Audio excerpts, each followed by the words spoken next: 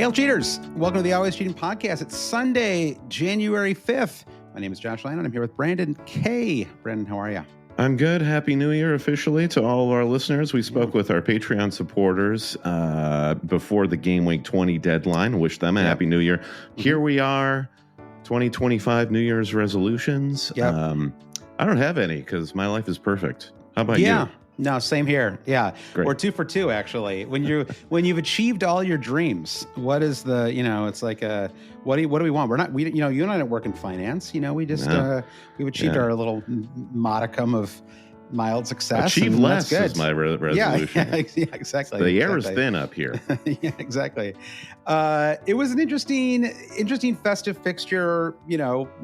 It felt much more spread out than in previous seasons. It did not feel like the chaos of previous years. And I think that might have just been the quirk of midweek holidays, New Year's and Christmas falling on, at the middle of the week. So it just felt like it was almost like a Champions League weeks, right? Where you've got kind of extra fixtures in the middle of the week because you had these kind of traditional Saturday, Sunday fixtures, right? I mean, you don't have that kind of feeling like, oh my God, these guys are just playing match on top of match. And I think we saw as a result of that, there wasn't a lot of rotation over the holidays. There was quite a lot of yellow card suspensions. I guess that I would say that was maybe a bigger factor in terms of moves that people had to make was just getting around some of the yellow. And I guess like Cunha is another one where it's not a yellow card, but it's a kind of a violence card. Violence. I like that. Committed a violence. It's like is that a Cronenberg film, A History of Violence? It is. Yeah, good one. Yeah.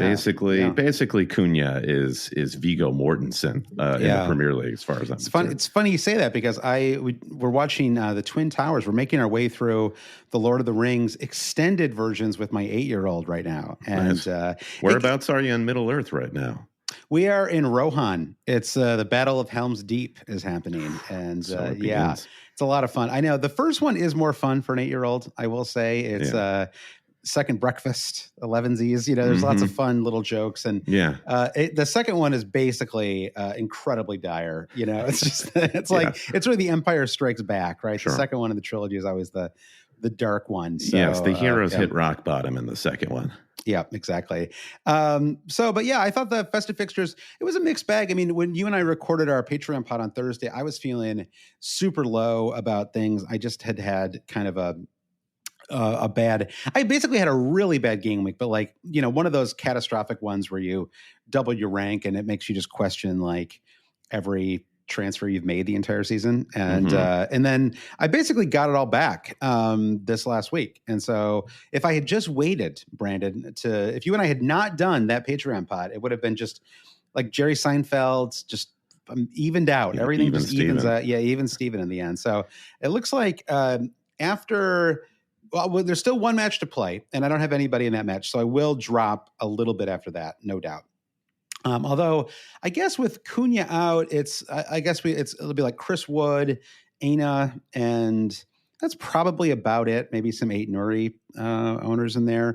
So I'm at 259 on 90 points. Oh, actually, so I guess how did I jump up to 90 points? Cole Palmer got an additional bonus point while we were logging on as it happens. Yeah. Can they just stop with this? Like, I don't know if I like this, never knowing how many bonus points we're going to get until days or weeks later. Like, I feel like just whatever it is, like 3 hours. It used to be like 3 hours after the match. That was it. And I feel like I sort of prefer that over this like weird phantom bonus dropping in. I guess FPL is going for perfection, and it's going to take how long it takes for them to get there. Okay, well, I have pledged to not be critical this season, Brandon. Perfect is the enemy of good, is what we always say. Yeah, and I've mostly kept to my word. So no, but my safety score for the week is 58, and I'm on 90 points. I'm 32 above my safety score. So as long as Chris Wood doesn't score 7 goals tomorrow, I'm feeling pretty good about about staying in that range. Good luck. I think he's ready. I saw some training photos, and he put the over under at 10 goals. So did he really? So we'll see what happens. It's crazy that he's talking about gambling on the training pitch for Forest. Well, it was just a hot mic that picked it up, right? It was he wasn't picked up some locker room talking to a reporter. Yeah, exactly. All right. Well, yeah, my game week has been a little more muted. I'm on 50 points right now with Chris Wood to go. Yep. Certainly, I don't know. Could it have been worse? I started good with a Gordon goal, and that was really the differential points that I had coming in. I had hoped for anything from Ollie Watkins against Leicester, but I guess the narrative, the story that Ollie Watkins was writing in the first half of the season is true. He's just not good this season. I wouldn't say not. I mean, he's not at the consistent level that he was at. Right? I mean, you got a goal and an assist and 3 bonus from him just last week. Right? Yeah, for sure. And he scores that big chance that he gets at the end of the game, and it's certainly a different story for people who went for Ollie Watkins. And I guess like the thing I was kicking myself about is the decision I had going into the deadline was Chris Wood, long-term pick, good pick. Yep. Sort of solidifies my forward line. João Pedro goes out for Chris Wood, and I was ultimately allured by cash value. Cash is king. Right. And Chris Wood was on the rise, and João Pedro was going to drop, presumably. And so I just went for that. And of course, when we were talking Thursday night, I was thinking, well, Mbeumo is just in good form, and the Southampton fixture is quite good. And so that was... It's an unlucky one, although you would have moved Ahmad, right? I mean, not that you started him anyway, I don't think, but... I would have moved Ahmad. So here we are, and guess who has Southampton next? Ahmad, I'm looking at you. It's time to pay me back for those Mbeumo points that maybe I was close to getting, and that's fine. So it's a good match today, by the way, for Man United. I thought... I don't know. I felt like it was a pretty, that was actually a pretty good game all in all, I thought. I mean, given, I think when you factor in the conditions, and like, it was a real festive fixture because there were just literal giant snowbanks lining the pitch all around. And I thought that was it just made things feel extra festive to me, right? And like this sort of slipping and sliding and stuff like that. So I think when you factor that in, I think it was an impressive performance. I thought Bruno looked good. Obviously, Ahmad scores. I thought Lisandro Martinez. It was the second fantastic roofed goal of the game week, because Mbeumo also roofed a goal the day before. And but I thought Lisandro Martinez was a little more impressive, if only because he's like a 5'2" center back, and it's like you got hobbits on the brain. Yeah, exactly. Yeah, he's not very tall though. I mean, I don't know how tall. I think he's 5'6". Yeah. Is that the height that he's at? Which is quite short for a professional athlete, and for a center back especially. Yeah. Well, if Chris Wood can get me a goal tomorrow, I'm 9 points off of Green Arrow, so I could easily rescue this. But I'm staying within the top 200K, and generally feel like it's this is the way it's gone for me, is Green Arrow followed by Red Arrow followed by Green Arrow. So this is just following that pattern. Yeah, and I'm at 259 right now. Even if I drop back tomorrow, it should keep me inside the top 300. And so I'm feeling like pretty good about that going into the turn, Brandon. And we've been doing our Patreon stuff a little later in the pod, but I'll just note last year we did this. It was a big hit. People really enjoyed it. And so we're going to run it back again, Brandon.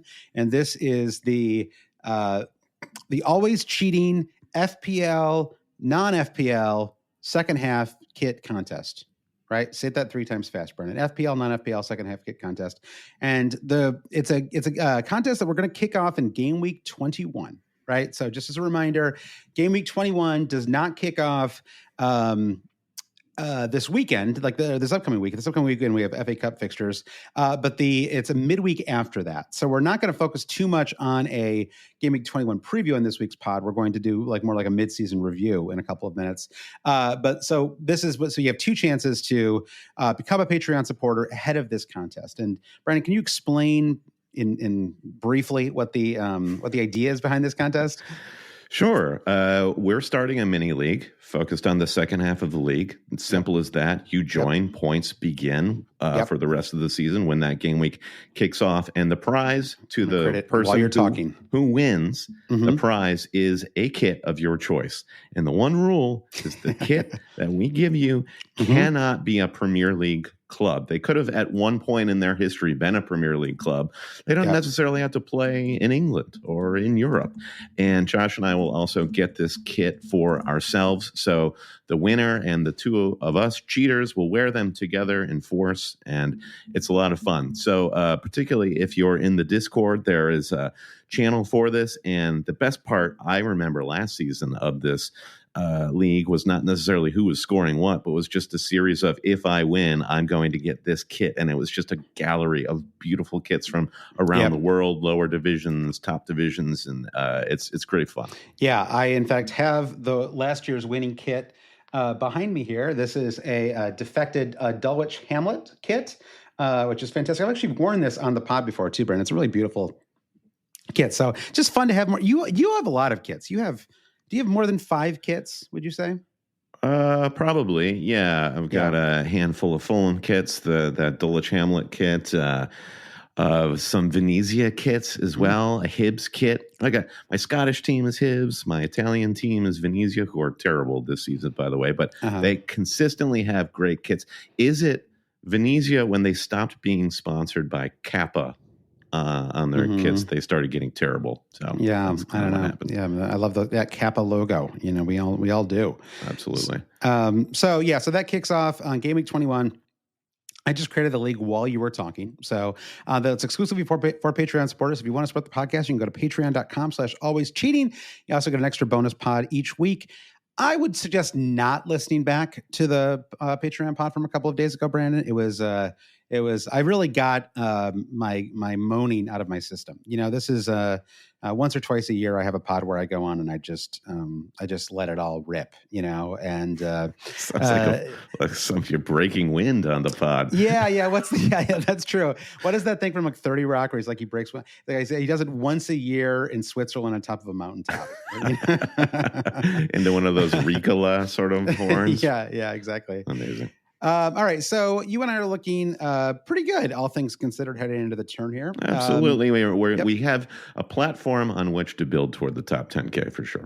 Absolutely. So a couple of talking points from the holidays just before we get into our midseason review. I would say that Salah Permacap was kind of the winner of the festive fixtures. It was I think it was really the difference. If you were tinkering around with your captaincy as I was for a while, trying to get clever, trying to get creative. I mean, even a few weeks ago, you had Saka as another option too. And in the end, if you had just kind of with metronomic consistency, just gone with Salah captaincy. To be fair, this actual weekend, Palmer would have been better by a couple of points, but in general, I saw a cheeky triple captain on Holland in one of our mutual shared leagues that we have. I know that prevented me from getting top score this week in that mini league. You would have got my money because I pushed from last game week. Yeah. That's true. I know. $10 lost, Brandon. But so it's well, Holland is up there as well, right? And so but I think we can talk about him in just a second, but I think Salah, even today, I just had no doubt the entire match that Salah was going to score. There's just a feeling right now that it feels like, I mean, his odds to score hover in that kind of 40% range, 50% range, 40 to 50, I should say. And yet it feels like every single week, it's just whether it's a penalty, whether it's, one chance, it's just like, Salah is going to score. It is his season. And he's failed to score a goal in one match since they played Crystal Palace in game week 7. Right. So what is that? That's like 12 out of 13 or something like that. I mean, that's four blanks as far as goal scoring is concerned for Mo this season. Yeah. So 80% of this season's matches. So I think what I think is interesting about that, and we could talk about this more next week's pod, is when you and I recorded on our Patreon pod on Thursday, we were like, let's just stop kind of having these long debates about the captaincy. Let's just continue to captain Mo and just kind of let that be that. However, in game week 21, we actually do have an opportunity to maybe like. I think you have to have the debate in game week 21, right? Because Salah, Liverpool will be away to Forest. Forest have probably played defensively about as well as any team outside of Arsenal and maybe at times Liverpool themselves.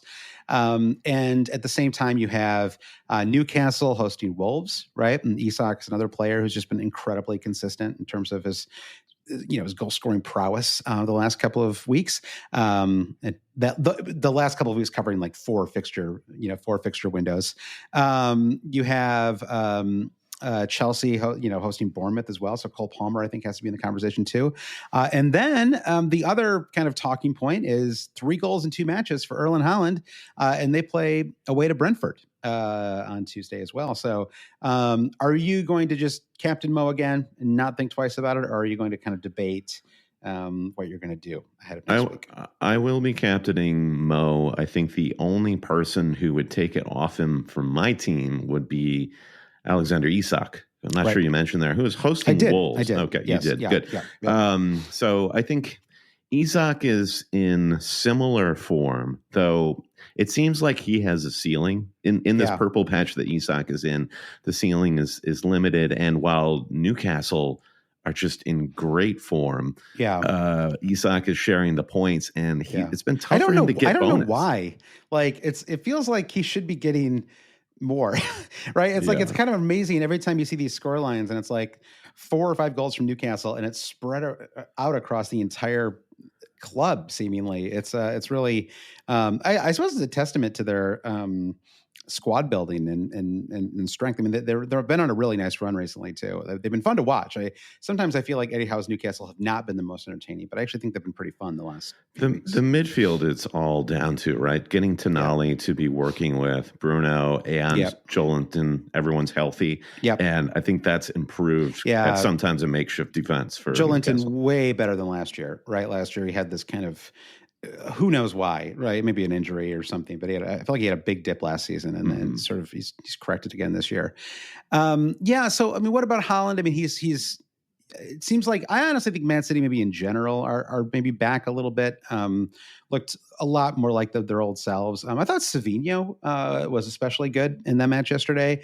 I don't really know if I'm quite ready for anyone on that team. I mean, once again, they conceded a goal in that match. Could have conceded more, I thought. And I don't know. Like, I have been kind of like in the mode where I'm just like kind of keep punting on Man City. Are you feeling more bearish than I am?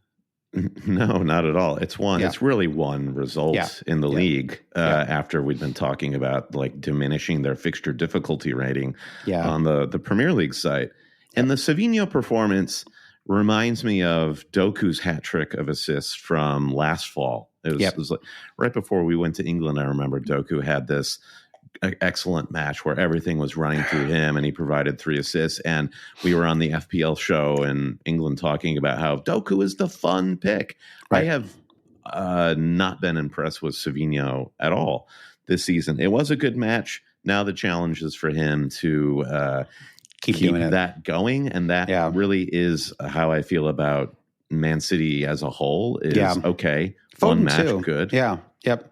Foden too, right? Finally got. I think it's his second goal of the season for Foden. Right. Insane. Kind of a tap-in goal for him, and but still, he was missing those like a month ago. I don't know how, but I think having KDB play with a little more consistency probably helps them as well. I mean, he's kind of cooked, unfortunately, but it's he's not. Like, we have not seen a vintage KDB performance in quite a while, but we're about to lose a lot of friends, Josh, and our old Premier League friends. I love it. I love KDB. I mean, but he's like 34. I mean, I'm saying losing friends in that KDB is our friend. Salah, maybe he sticks around Liverpool for one more season. We'll see about that. It just feels like it's a real turnover season in the Premier League.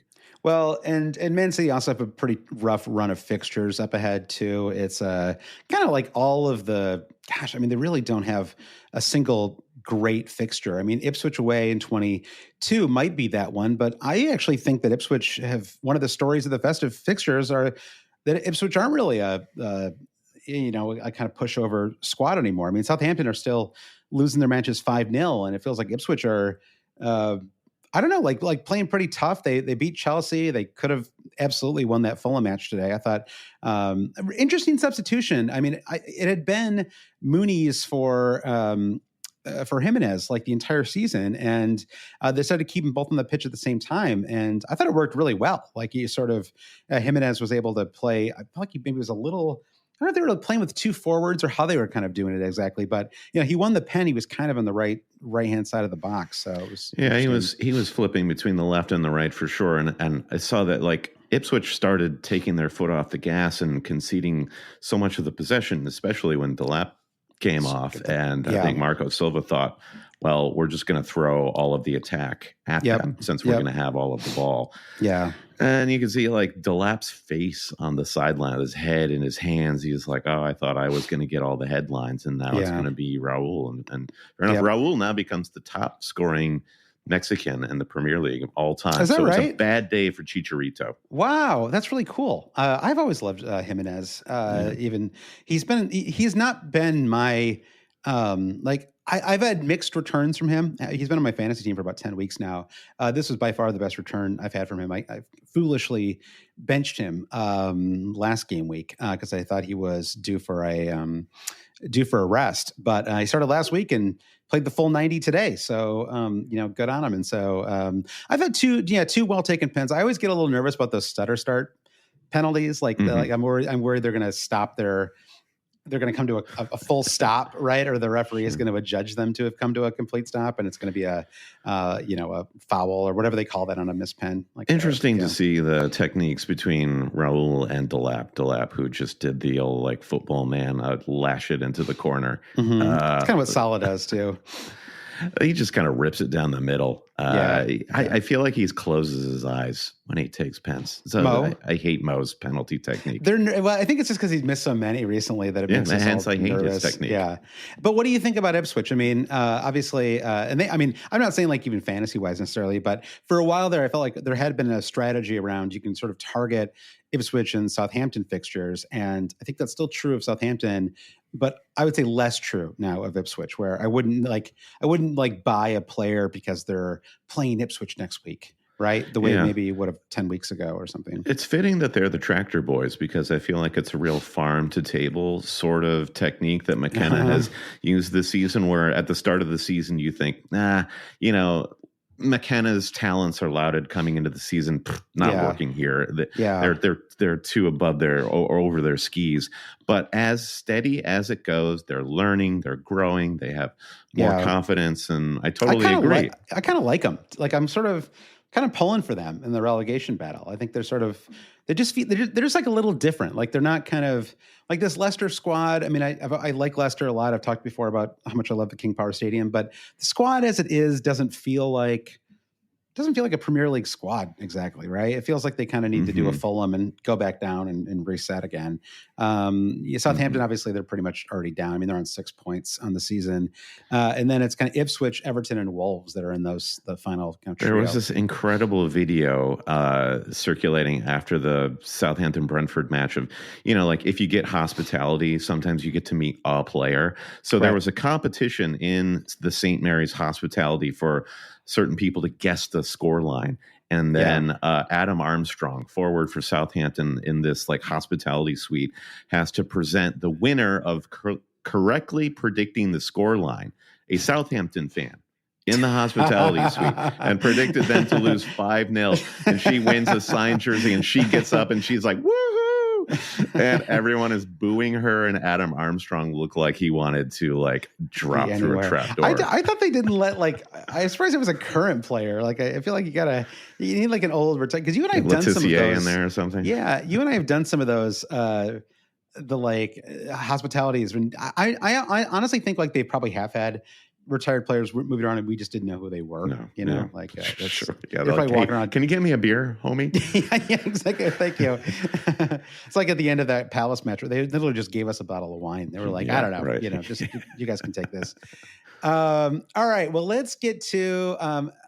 Do I have anything else?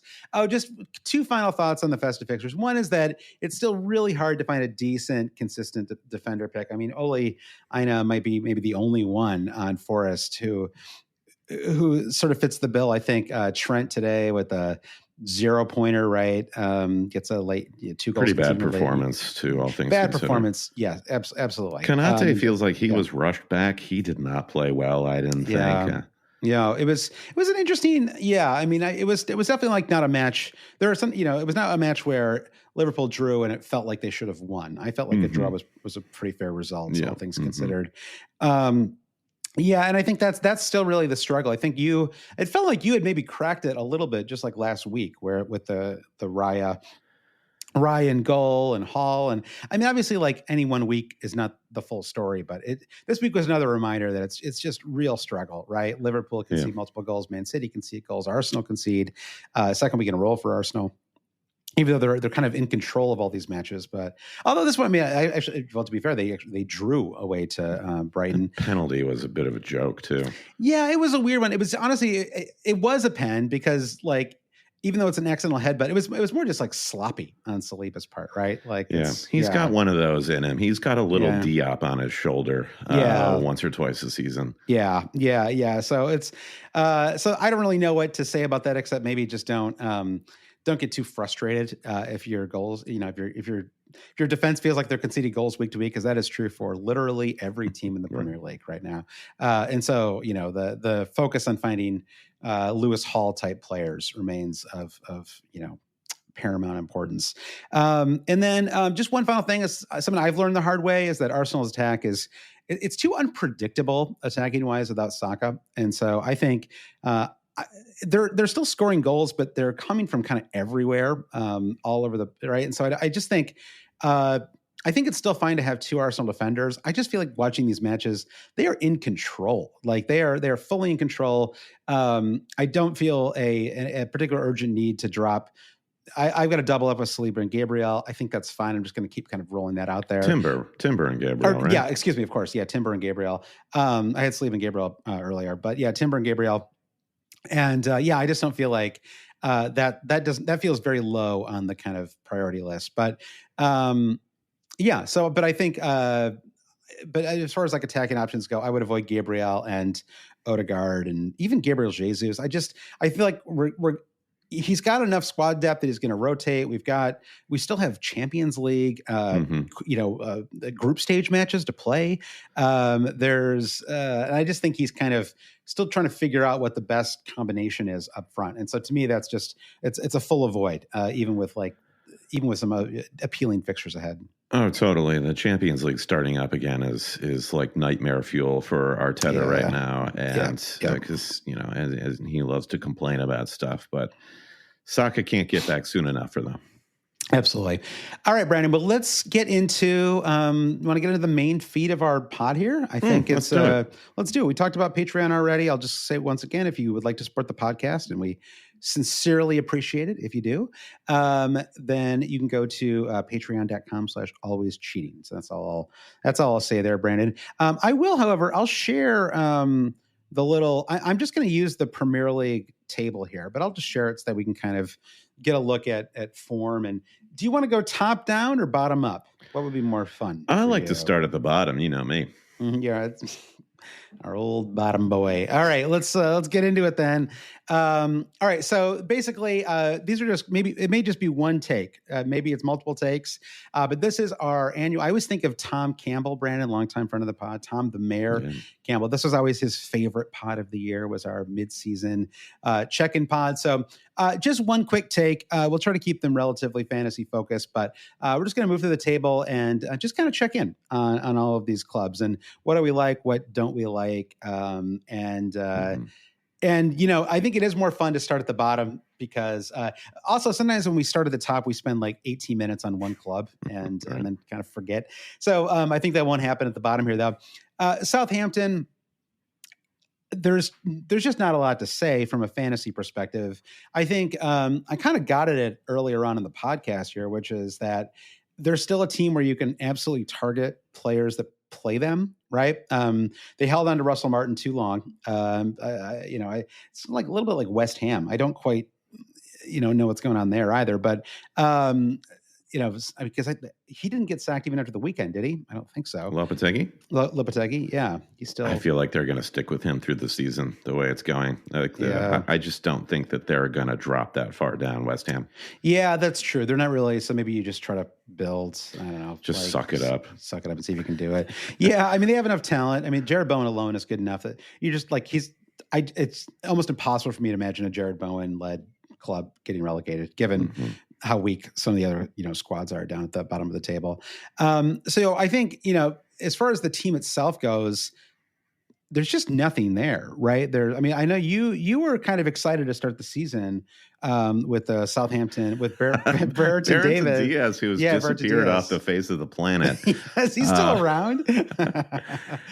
Yeah. I mean, Dibbling is really the only breath of fresh air this team, fantasy-wise. That's like say one nice thing. Yeah. And so Dibbling, it's a Dibbling.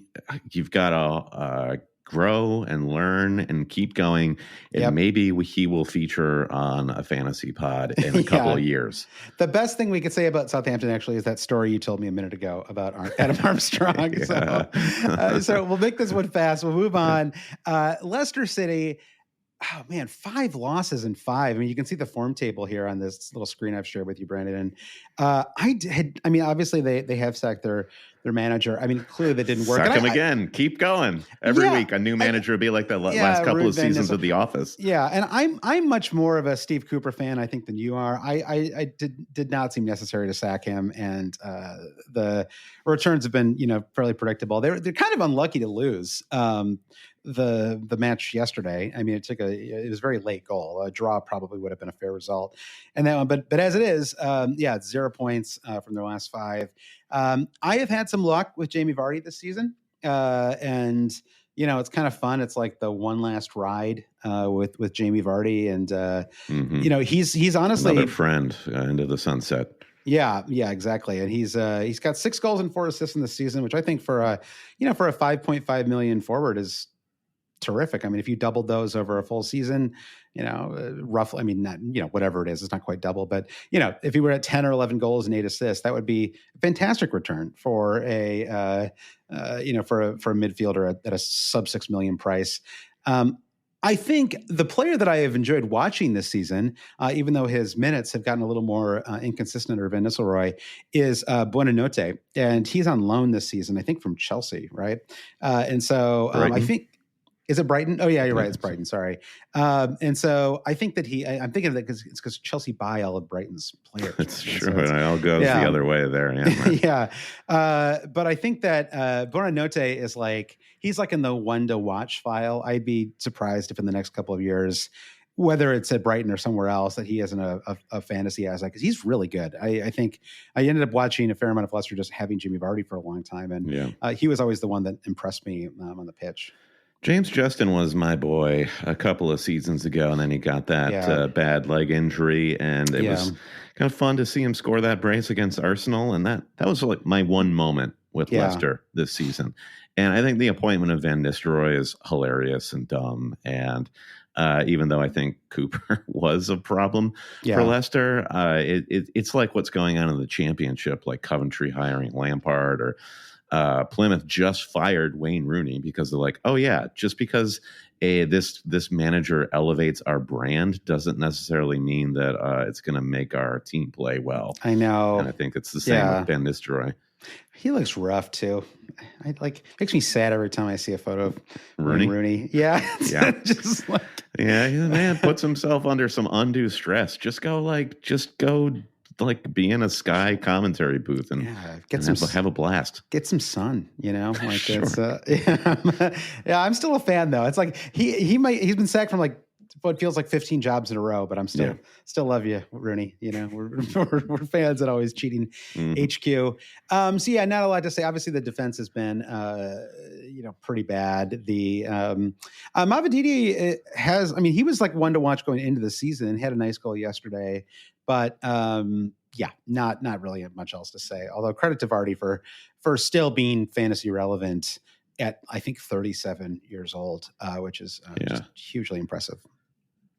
All right, next club is Ipswich Town. We were talking about them a minute ago. You had a nice little run with Ipswich Town, and actually two things to say. I mean, obviously Delap has been quite good as well. Let's see, he's got 8 goals and 2 assists in the season. 8 goals is impressive. I mean, he's an outside chance of being a 15 goal scorer in the Premier League, which is really impressive. Yeah, double digits would be the easy soft target for him, and I think he's so important, right? That he gives Ipswich this air of legitimacy isn't quite the right word, but with somebody who is that physical and that much of a goal-scoring presence, his confidence must like ripple through the rest of the team. And like maybe having Greaves back is a benefit.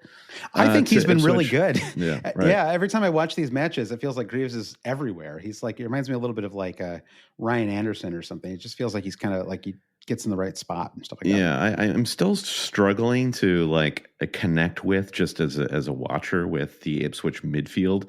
So like I don't have total recall of what's pivotal and what's working there. I think it really is just like an out and out engine room to serve the attacking players. So I think I pegged them for 17th end of the season. Omari Hutchinson, I think is really good, and I feel like I've seen him in that Chelsea match. He hit a really nice goal, and so I think maybe he's like another one, maybe in that like Bonanote one to watch territory. I'd be surprised if he wasn't more fantasy relevant, in the years to come. Right, totally, love him. All right, well let's move on. We're kind of we're going to move pretty quickly through the bottom clubs here. Wolves are for a team that has gotten absolutely blown out in a handful of matches this season.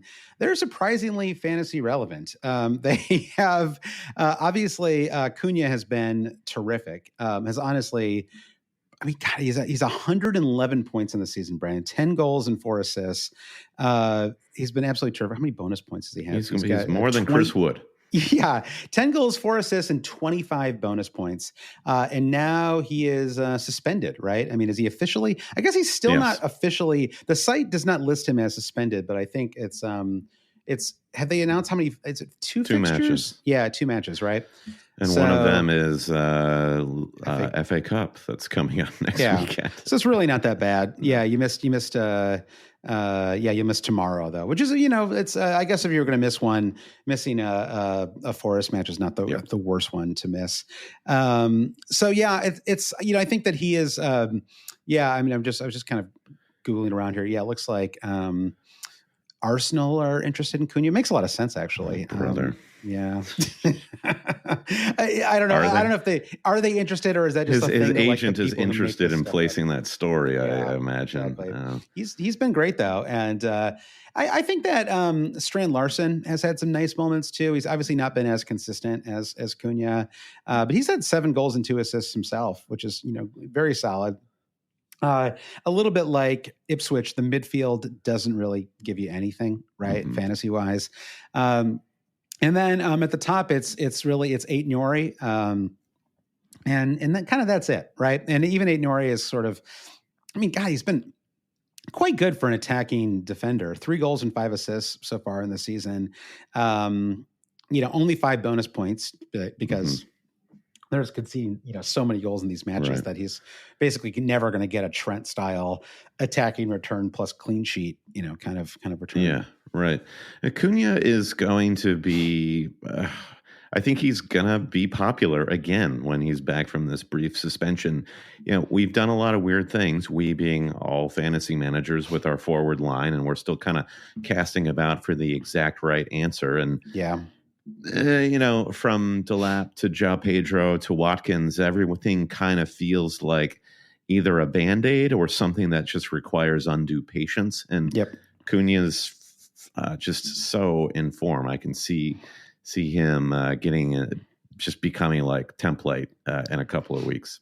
Again. I agree. I think it was a good time to drop him, right? Just because they do have a pretty rough run of fixtures ahead. When he comes back, it's Newcastle, Chelsea, Arsenal in the next 3. Even after that, actually, Villa and Liverpool to come. So, but then after that, it's pretty much smooth sailing for the rest of the season. I mean, you could bring him back around game week 26 or 27 and have almost no. I mean, I guess they play Man City away in 35, but other than that, they're sort of getting all their hard ones out of the way. Yeah. So maybe it's time. There's a chance for maybe the defense to reset a little bit in the coming weeks, and then maybe Cunha just ride him out through the end of the season. Absolutely, right away. So, somehow neither you or I have had him once this year. I don't know how that is even possible, but right. It's ridiculous. All right, so let's move on though, Brandon, to the next club, which is Everton. Despite being above Wolves in the table, have been less fantasy interesting, and I felt like they had righted the ship a little bit, and then 2 consecutive losses, both at home, I think, as well. It just feels like they've kind of fallen back again a little bit, and I don't know. They've been so reliant on clean sheets and defense to get these points and to get these results. Yeah. They cannot score goals, and I can't imagine who they would sign in this January transfer window. I'll eat this hat if they don't sign a striker in the January transfer window. Like, they simply have to, because if they can't score goals, they're just going to be hovering around the relegation line for the rest of the season, and that's not good for Sean Dyche. He doesn't look like he can take it anymore. He's just done. I know it's a little. This is kind of where he lives, though. I guess, to be fair to Mr. Dyche, he does. They have not been super. Yeah, it's just. When is the last time they were fun? It feels like it has been a while. Like, was it like the James Rodriguez era, probably? And even that was a mixed bag. I mean, maybe was brief, short-lived. Richarlison, peak Richarlison, kind of did his thing. Lukaku is probably the moment where you think, and Leighton Baines did Leighton Baines and Lukaku ever play together? Surely they must have at some point. They must have, but it does feel like it's sort of the Roberto Martinez or Martinez, whatever he pronounces it. So Pickford is a goalkeeper. He's still a pick, just like racked up saves despite the loss against Bournemouth, and Mikolenko still 4.3. Yep. Yeah, I know, and you've. I mean, this has secretly been one of the. I feel like one of the better moves that you've made this season was to bring him in. He worked. Like, Everton, when they get a good run, like, the only thing that they can do is keep clean sheets. So I think just having a bench defender is worthwhile, especially if you're looking at a wild card. Yeah. All right. Well, let's move on to the next club here, Brandon. Crystal Palace, probably the most. I think I can go ahead and say this: the single most frustrating team when it comes to fantasy this year.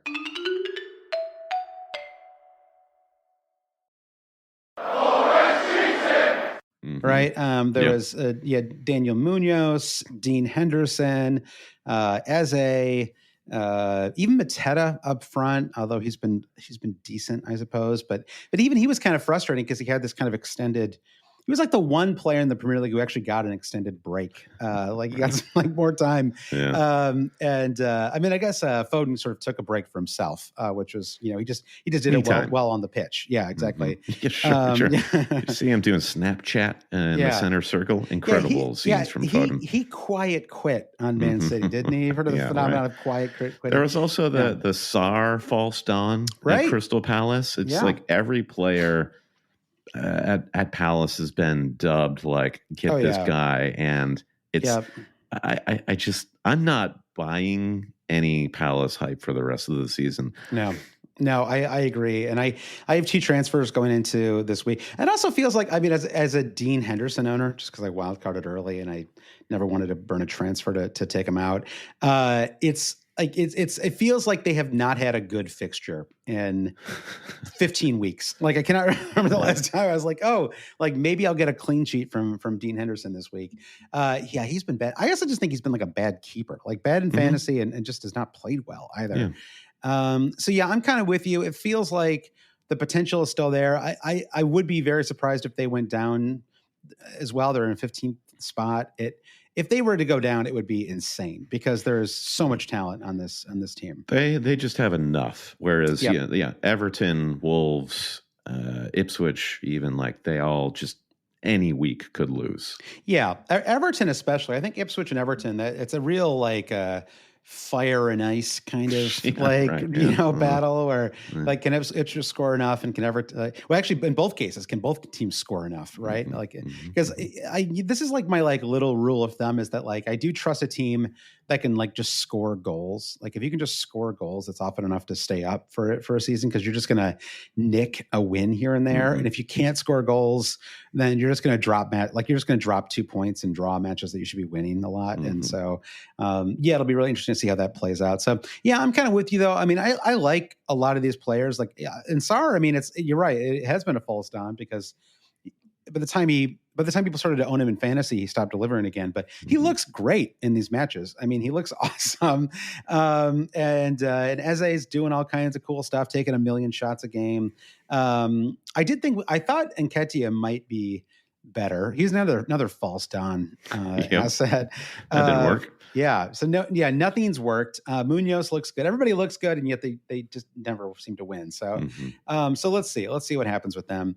West Ham, kind of surprisingly, our 14th team, are above Palace in the table. Another team that I think it's just because when they lose so badly, right? Yes. That you sort of like, in my head, they're like in the relegation zone, but they're actually fine. Like they're well out of it. 10 points clear. Very much like like I'm imagining a college basketball game, and the coach brings on some dumpy guy off the bench, and you're like, who's this walk on? Yeah. And then he just starts draining threes, and you're like, oh, okay. Like West Ham feels like a dumpy bench player who's really good at draining threes. Yeah, let me see. Wan-Bissaka has played well. I'll give him credit. Yes, he's probably had the strongest season, Bowen obviously being the talisman. I think the two of them. Souček has had a ton of, as is his reputation, season, right? He's just like secretly been like one of the best fantasy assets in the game. It's amazing. Yeah, 4 goals and 2 assists. He's sub 5 million in terms of his price. 1% owned. I mean, this is just like you said, classic Souček season. I just love even like moving fantasy aside, just like a defensive midfielders with a nose for goal. But this, it's like I wish Declan Rice would do this more often. Like literally just get into the box instead of like Declan Rice wants. He wants to be Andros Townsend. It's like he wants to like shoot like brilliant screamers from 20 yards behind the box, and that he wants the match winner, right? And it's like, but whereas I feel like Souček will just put his body into the center of the box, and he'll get us goals and assists just from like. Just work rate. I mean, Declan Rice works hard, but like it's just in terms of their attacking potential. Totally.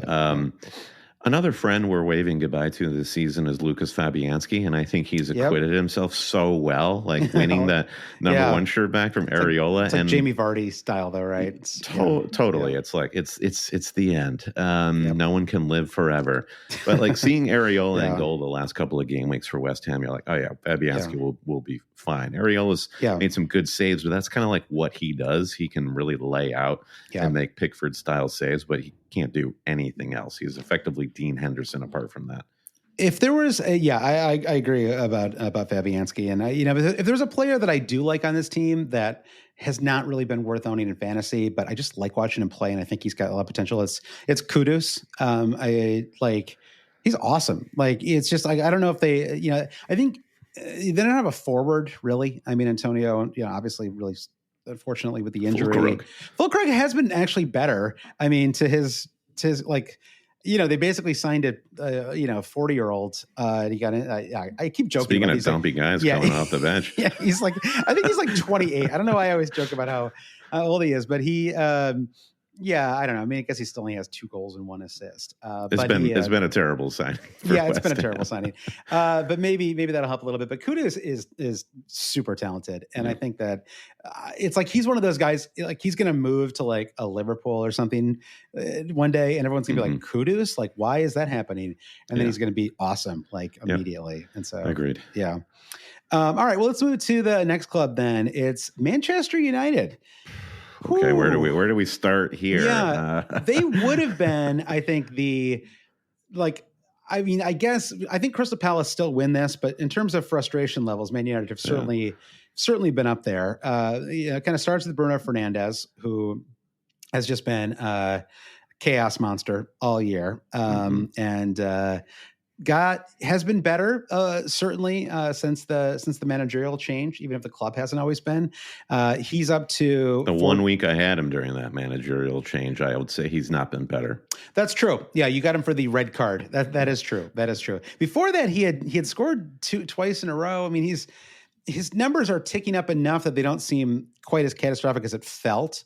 Like if you were a Bruno owner, as you and I both were to start the season, he had 0 goals and 1 assist the first 6 games of the season, which included a lot of very nice fixtures, like fixtures where it would have been hard not for him not to get attacking returns.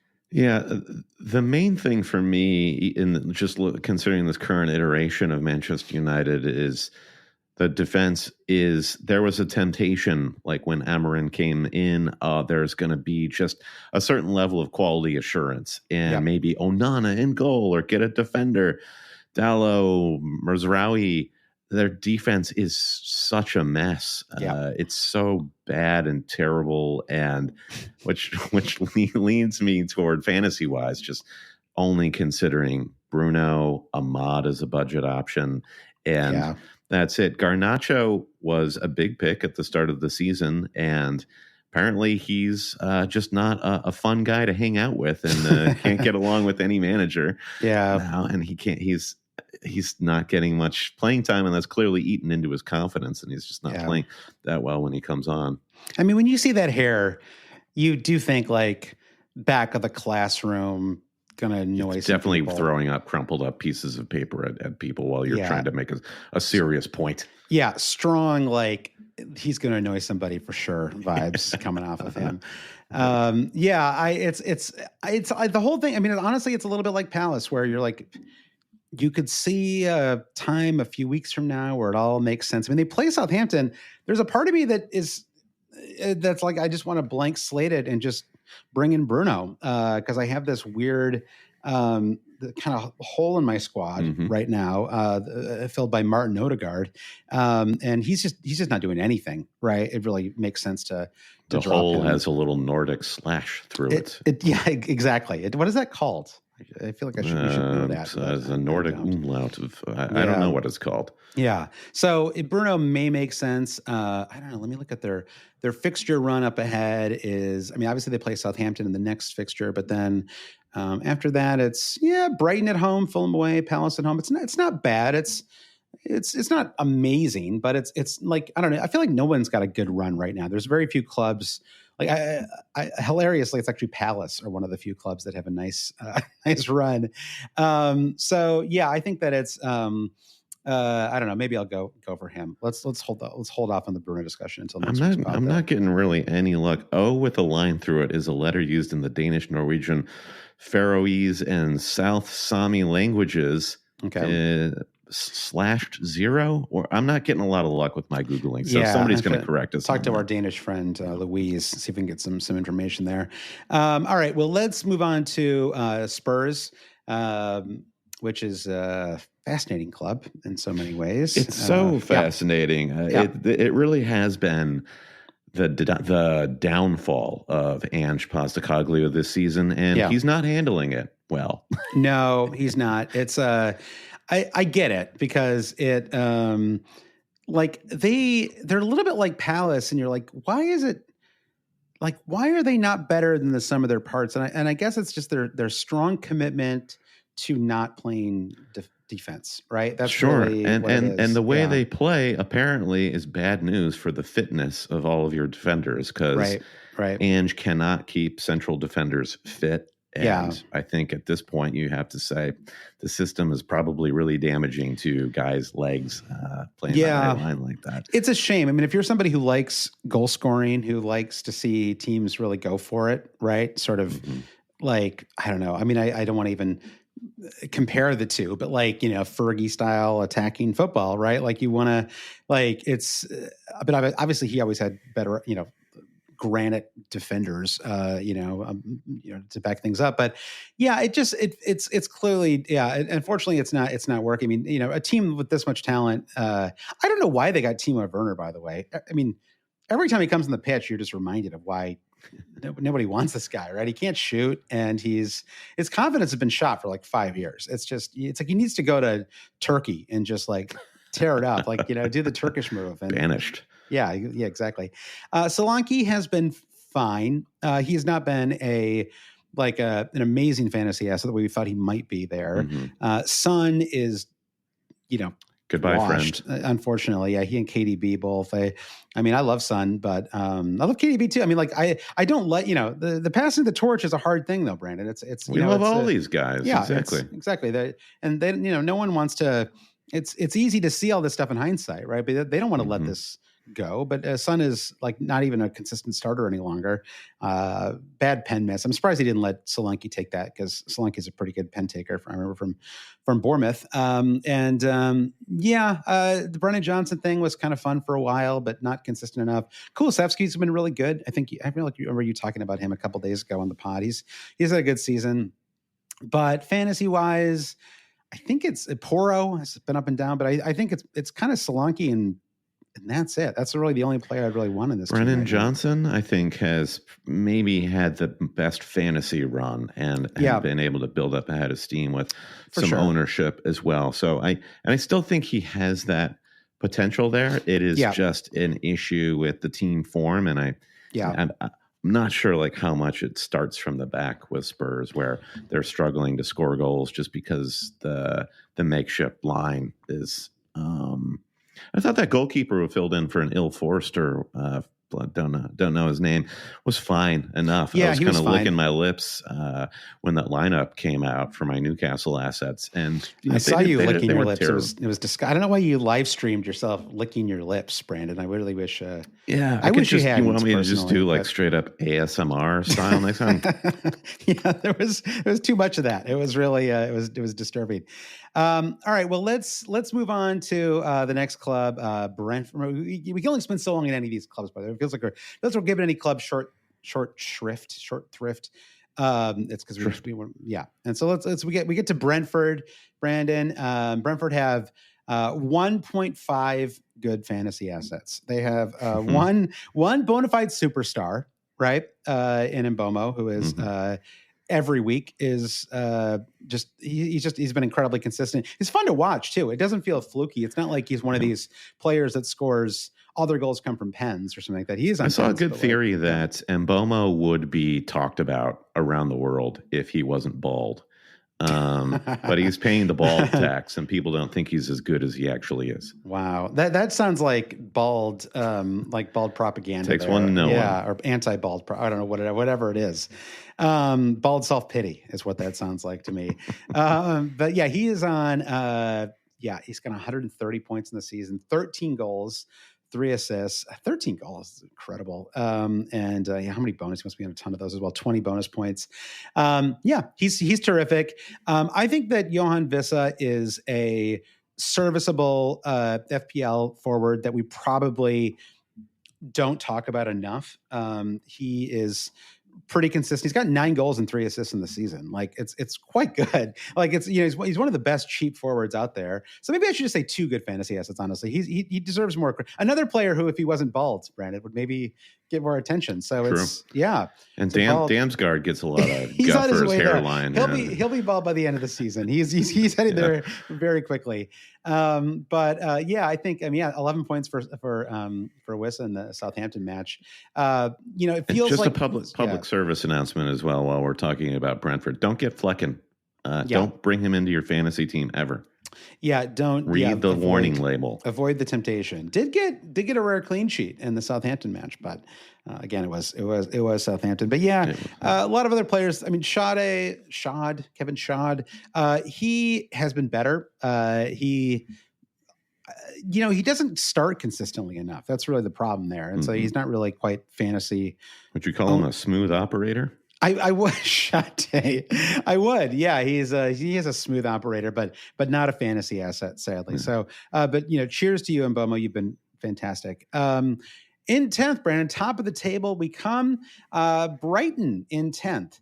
Another one where it's kind of, this is kind of the story with Brighton over years and years now, which is that you have, they play really well. They have every year they buy 10 new guys, right? You have to relearn all the players. I would say João Pedro has, I don't know. I mean, he's had 9-pointers in the last 2 matches. I have to give him credit where where it's due. He is on 5 goals and 5 assists in the season. They've kind of come in bunches for him. Lots of runs of blanks as well. Welbeck was awesome before he got injured. Unfortunately, that's been the kind of story for Welbeck for 15 years. Matoma has been kind of like, I don't know if he's lost his spot or what. He's come off the bench the last couple of weeks. Has not probably delivered to the degree that you would expect from him. Only 3 goals and 3 assists in the season. Defense has been worthless, right? Yeah, just like not a lot there. Totally. Yeah. There's just, then it's funny that where there are players from previous seasons who have done well for Brighton, Matoma being chief among them. Yeah. There is like zero continuity this season with Brighton. Like they have players that can work that Hertzler just doesn't want to roll with and maybe they're justified reasons. As far as I'm concerned, this Brighton team feels like they should be higher in the table, but it's just a super competitive league this season. So I think Brighton could still say we're doing well to be in 10th. They have a platform just like us, Josh. Yeah, no, and they're like, I don't know. They've like turned it around a little bit. I felt like they had a little run where they weren't super fun to watch. I mean, Brentford sort of do this sometimes too, where in general, I really enjoy watching Brentford. Then they have this like they have these like stretches where they're just like weirdly unwatchably bad. And I don't know. It's, but not last week, Brandon, I'll say that much. Much needed win for them. Actually, they lost 3 of their previous 4 matches. But Brandon, we're not talking about Brighton or Brentford anymore. We're talking about Fulham, 9th in the table. Nice run of fixtures ahead too, if we want to look forward as well as backwards. So I've stuck it out with Raul Jimenez, and I guess I'm just gonna keep sticking it out because they play West Ham and Leicester in the next 2, so those both feel like good matches for attacking players from Fulham. As far as the midfield goes on Fulham, it's that one's like a little more, if we're kind of going front to back. Obviously Anthony Robinson, but like midfield wise, is there anybody that we could look at, or is it just too kind of mixed up? Iwobi and Harry Wilson, and I think the fantasy community kind of caught on to Iwobi's form in the last month or so, but it is, to my eye, Harry Wilson he's earned a spot in the starting lineup, probably down to some last minute heroics in multiple games, but he is a fox. Like he's always looking for and getting chances near the goal mouth. And I like him. I think he's going to have some interesting moments. So like, how much is Harry Wilson priced at right now? I think he's 5.2. So not bad. I don't hate it, particularly like after this Southampton match for Manchester United. Ahmad is probably just something I'm going to have to deal with, and I'll be just not deal with them, but just like Ahmad to Harry Wilson doesn't sound like the biggest upside chase move of all time, but these are players where you're just kind of looking for some fun and somebody in form. Iwobi. As is kind of like, I think we talked about Iwobi maybe a month ago, and I said I would not be surprised if Iwobi didn't get another fantasy return for the rest of the season, and not to be negative about it. But on the whole, like as you've experienced with Jimenez, Fulham loves scoring goals. They're really an attack motivated team. So I think any player in the attack, in the midfield, or in the forward line is going to have their moments this season. So if you bring them in, patience is going to be a virtue.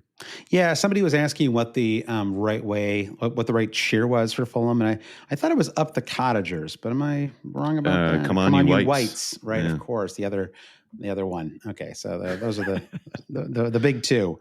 Up the Cottagers. That is a thing though, right? I didn't like yes, it could be said. Sure. Yeah. You would not get found out in West London if you said that. Okay. All right. All right. Your accent would give you away though. Yeah. And then Smith Rowe, I guess that's kind of over.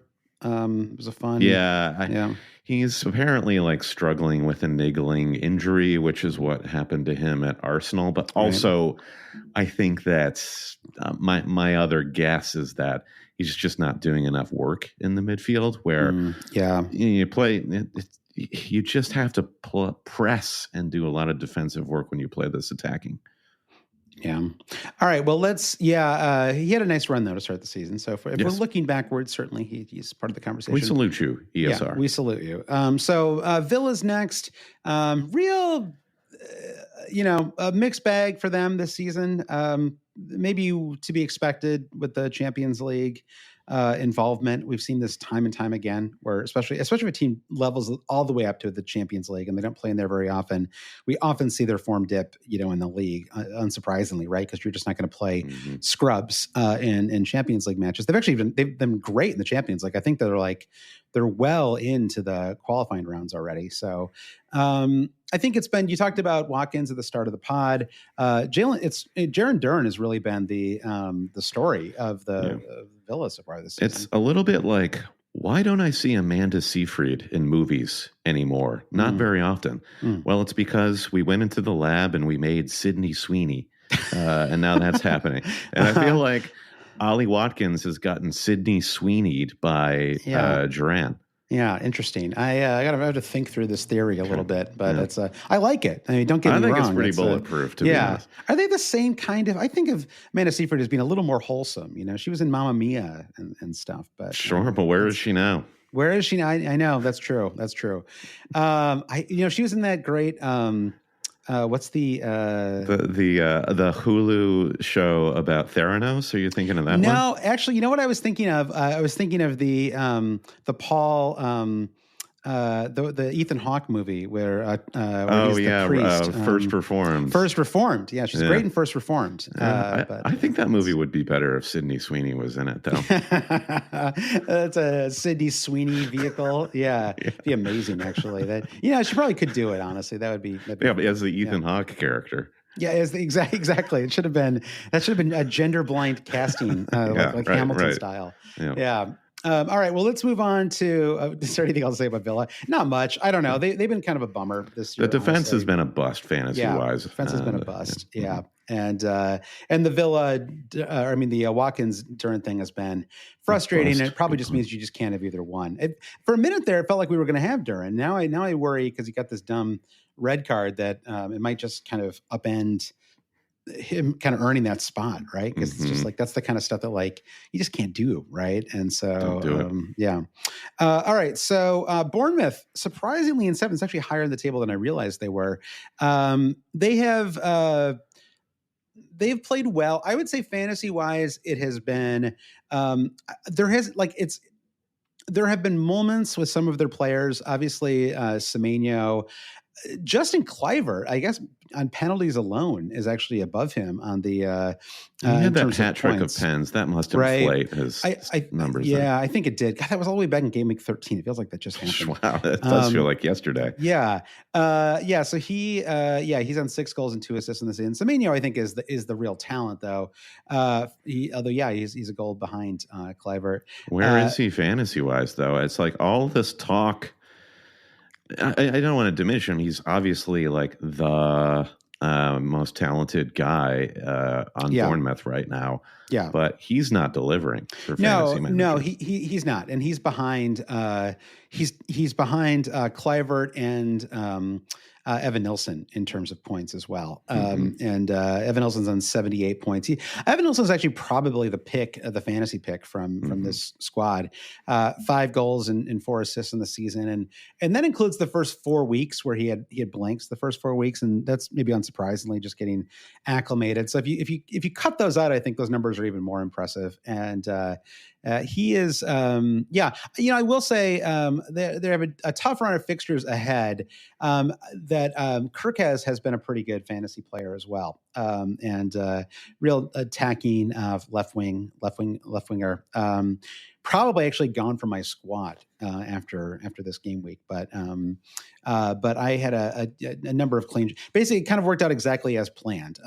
I sort of started him for the home fixtures and got some returns for those, but the fixtures about to turn south for Bournemouth, so we'll see if they slip down the table a little bit. Yeah, he looks a lot like who's Theo Vaughn, that podcaster. Every time I see Kirkez, I'm just like, is that Theo Vaughn? Yeah, Theo Vaughn. Was he in something? Like, was he in Road MTV Road Rules? Oh, that's Challenge okay. Or something. Got it. Okay, interesting. Okay, all right. So we're now into the European spots, Brandon. Man City in 6th place. They are. Let's see. They are 12 points behind Liverpool. Liverpool have a game in hand. What odds would you put on Man City winning the Premier League at this point? Like 15 to 18%. Yeah, that sounds about right. I might even go higher than that. I give them like a 1 in 4 chance, roughly 25%. That feels. I think just based on the win this weekend, it's sort of like it's well timed for all like Liverpool, Chelsea, and Arsenal all dropping points. Yeah, you're kind of like, oh, Pep is going to rescue a top 4 finish. Yeah, the critical thing for City is that they finish in the Champions League because just how much. Their wage bill and everything, they need that sweet broadcast money, and also for player recruitment. So I think that their plan is just to push hard to get into the top 4. Liverpool just have this locked. They must have it locked. Yeah, I mean, I think so, but I think they probably have it locked.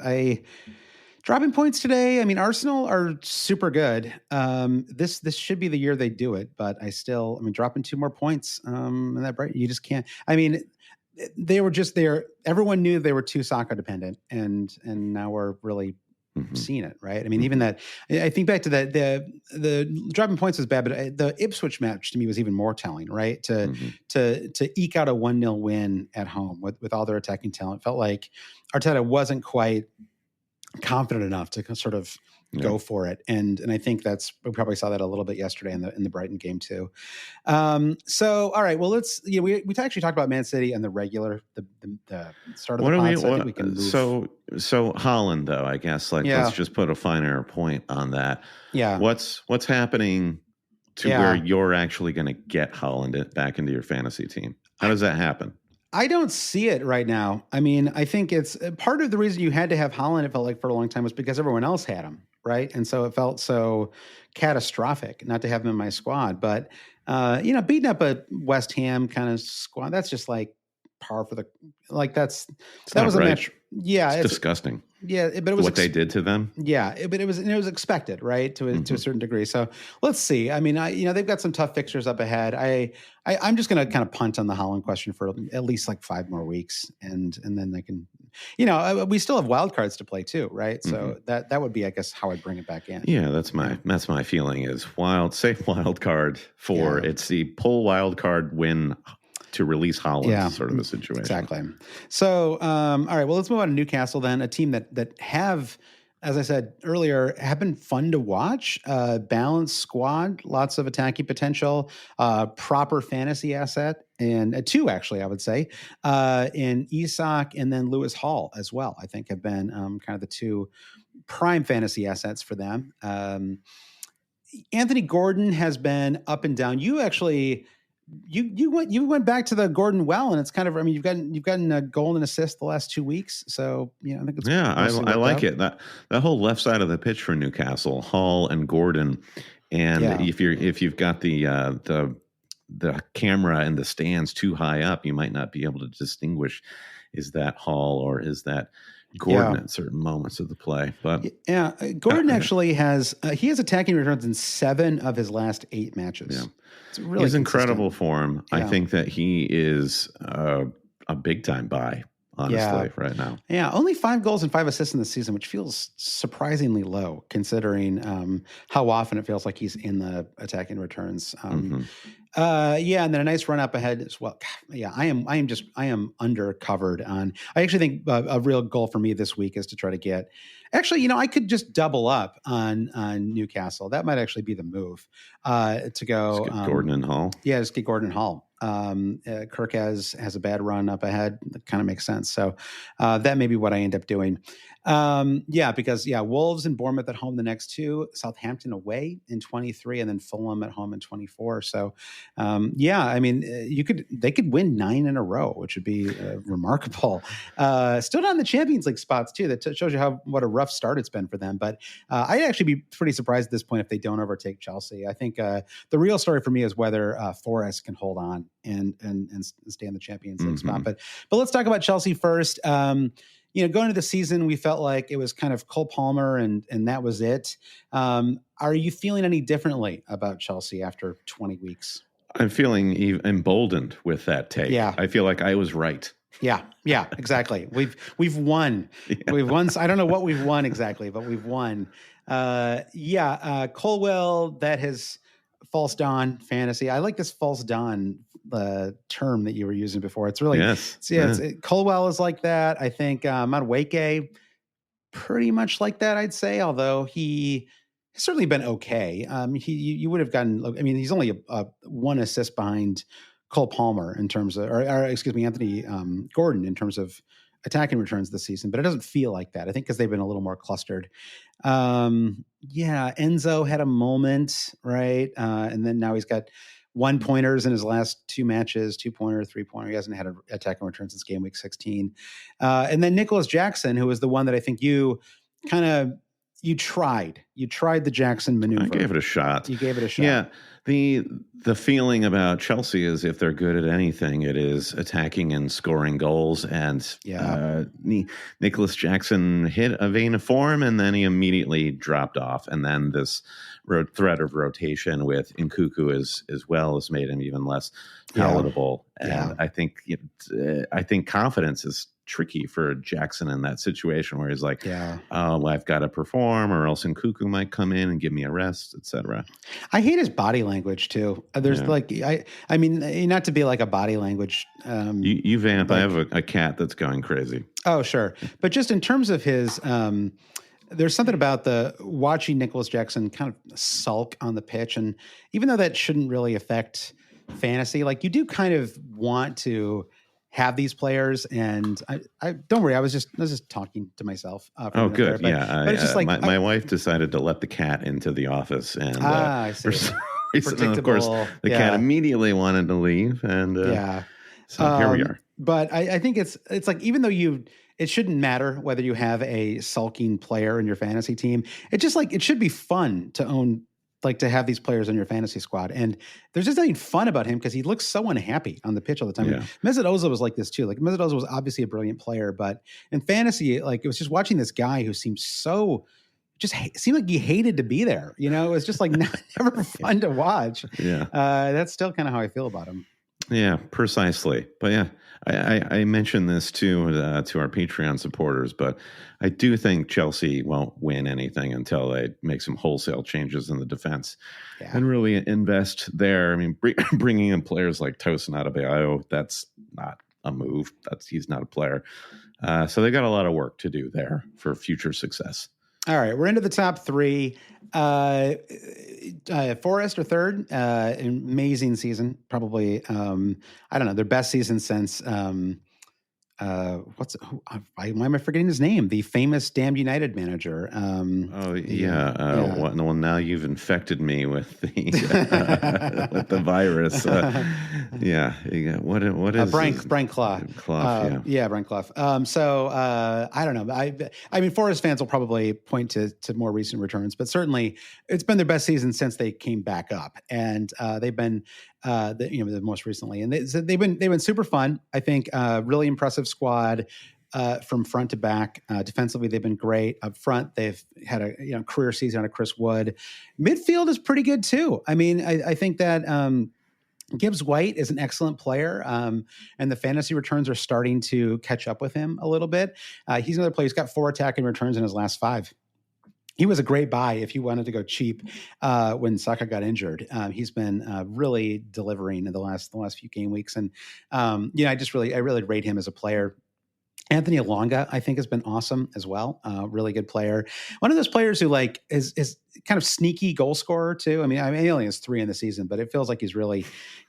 So maybe just recently he's been. Are all his goals? Yeah, he had 3 goals in a row, I guess, in 16th or 18th. So it feels. Yeah, it's a nice little run. You're like, I'm going to prove my thesis. And then move the stats around. Find a way to make it work. And now, obviously, you want to talk about your boy James Ward-Prowse, Brandon, and 11 points in the season. But what did you say? All 11 points have been valuable, and I think you're right. I mean, the 8 points in game week 19, the 8 minutes. Crucial in game week. Yeah, they've been crucial. It's been spread around wide. Doesn't he play a West Ham now? What happened there? Was that just a loan move? No, he got moved. I think it was like a second half loan move last season. I thought it would work out for him. Right, because he went from Southampton to West Ham to Forest. Yeah. Well, that is another friend that we have to wave goodbye to. Yeah. That happened too early for James Ward-Prowse, unfortunately. I wonder if A1E gets a loan move in January, or if he'll. I mean, he's a great backup, but he's barely played this season. I think you need a backup, the Forest have been lucky that Chris Wood's been so fit all season. Yeah, and I'm sure A1E has been frustrated, but I mean, what can you do? I mean, Chris Wood, 11 goals and 1 assist on the season, and 23 bonus points to go with those 11 goals. He's honestly just like a perfect fantasy player in some ways, because he doesn't commit a lot of fouls. The fantasy point system can be very punishment based, right? There's like as many things that are there's almost more things that can take away bonus points from you than there are that can contribute to them, right? And so he sort of he doesn't take a lot of shots off target, right? It's like he'll score 2 goals on, or 1 goal and 2 shots, right? Or 2 goals and 3 shots. It's like if he scores, it's going to be a pretty efficient, well taken goal, and those are just perfect for fantasy. So ownership is still not crazy high. His price, I should say. His price is 6.8 million. Ownership is at 31%. So there's a lot to recommend, really, with Chris Wood just overall. Yeah, agreed. I mean, you could do well with any starting 11 on Forest. Yep. Sells is probably the goalkeeper pick on wildcard right now. Yep. And then any one of their defenders is just having a bang up season.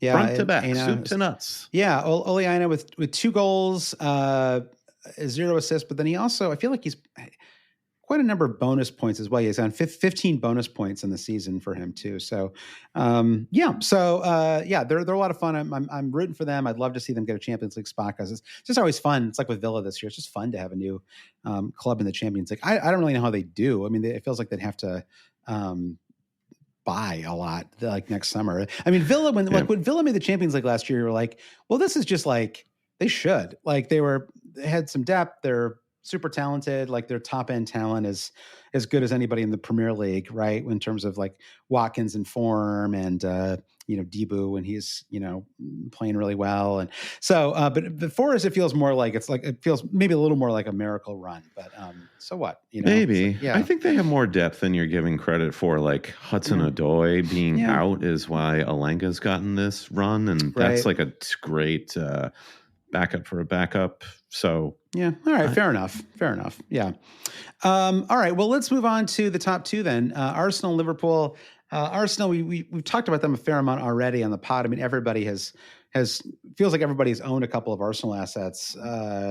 I think I've owned maybe 5 across the season so far. Have we learned anything about Arsenal fantasy-wise this season? We've learned that attacking-wise, it's really just Saka. I think that he's the only one who you can really trust with any consistency. And everybody else, from Martinelli to Gabriel Jesus to Kai Havertz, are just too inconsistent to own. Declan Rice, certainly in the same boat.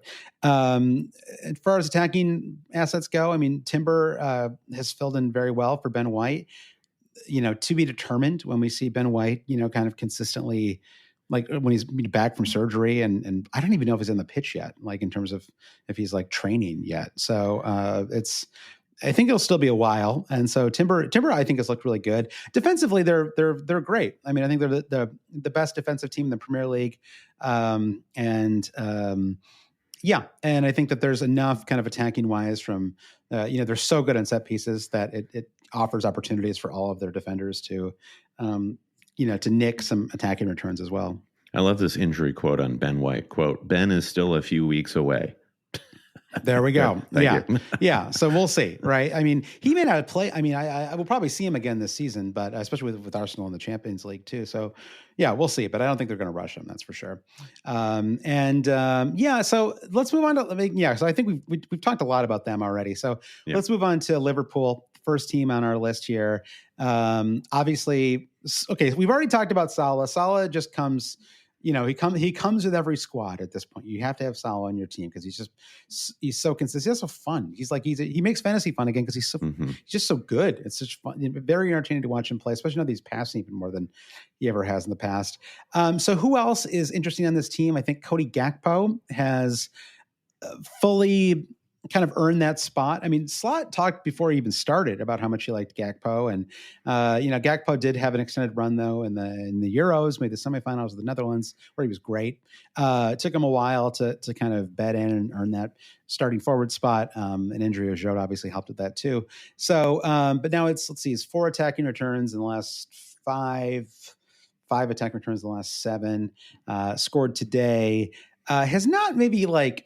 He doesn't necessarily have the highest ceiling, right? Like I think I still prefer Chris Wood to Gakpo. I think Wood's maybe a little more likely to get bonus points, especially because Liverpool spread the goals around, right? Like Gakpo's been consistent, but there's almost always somebody who got 2 returns, for Liverpool.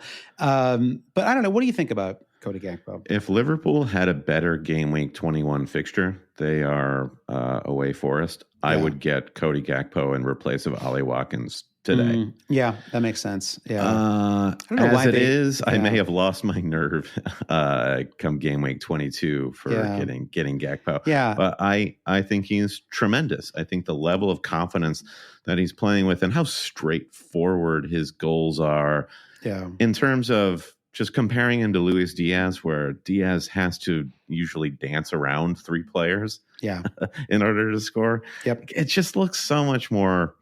I mean, it's just, I'm comparing 2 different play styles. I get that. It's just, Gakpo's gracefulness reminds me a little bit of if Isak were a left winger, how that might work. He's just a classic Dutch player in some ways, right? Where it's like he can he's as good up front as he is on the left, right? It's they could, if they had a more kind of traditional number 10 style, he could probably play there too. And there's just a lot of I like watching him play a lot as well, and certainly a lot less frustrating than Darwin.